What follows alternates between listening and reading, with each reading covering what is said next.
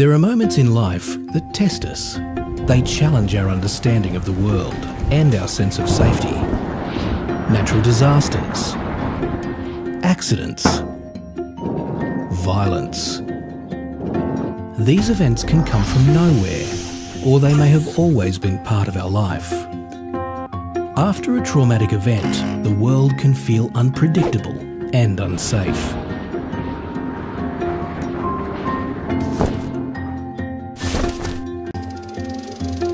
Distressing memories, images or sounds may replay over and over in your mind.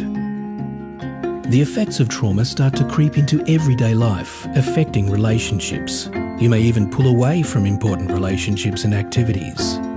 You may have trouble getting a good night's sleep, and sometimes it can be tempting to reach for alcohol. Pop quiz. Define trauma. Your life's at risk. You feel hopeless if you think you're gonna die. Will you choose the road that's high?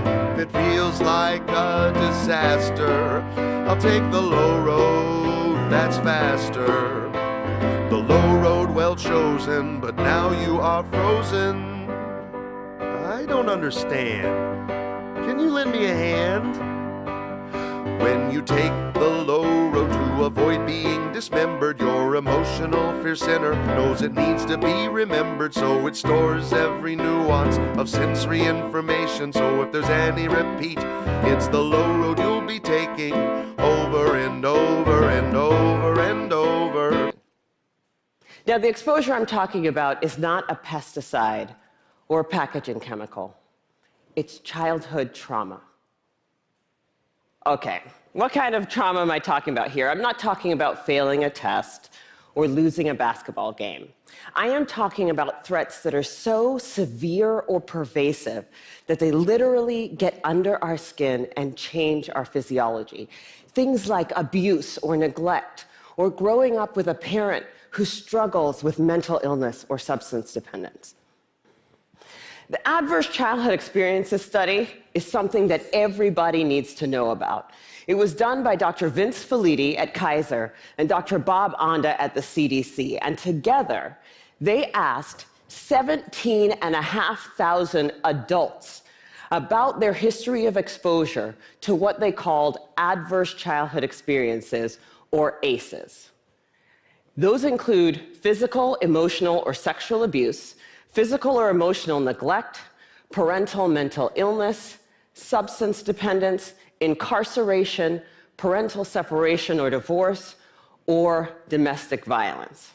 For every yes, you would get a point on your ACE score. And then what they did was they correlated these ACE scores against health outcomes.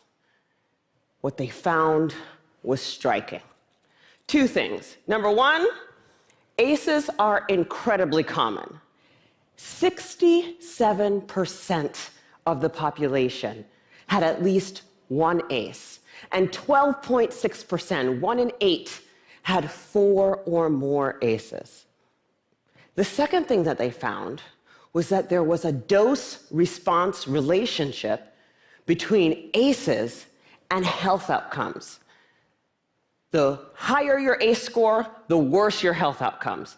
For a person with an ACE score of 4 or more, their relative risk of chronic obstructive pulmonary disease was 2.5 times that of someone with an ACE score of 0.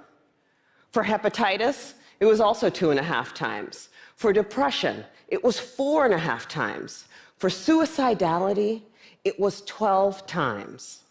A person with an ACE score of 7 or more had triple the lifetime risk of lung cancer and 3.5 times the risk of ischemic heart disease, the #1 killer in the United States of America. But it turns out that even if you don't engage in any high-risk behavior, you're still more likely to develop heart disease or cancer. The reason for this has to do with the hypothalamic pituitary adrenal axis, the brain's and body's stress response system that governs our fight or flight response. How does it work? Well, imagine you're walking in the forest and you see a bear. Immediately, your hypothalamus sends a signal to your pituitary, which sends a signal to your adrenal gland that says, release stress hormones, adrenaline, cortisol.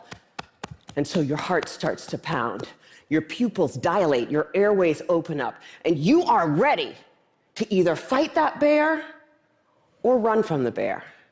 And that is wonderful if you're in a forest and there's a bear. But the problem is what happens when the bear comes home every night. And this system is activated over and over and over again. And it goes from being adaptive or life-saving to maladaptive or health-damaging. Children are especially sensitive to this repeated stress activation because their brains and bodies are just developing. High doses of adversity not only affect brain structure and function, they affect the developing immune system, developing hormonal systems, and even the way our DNA is read and transcribed.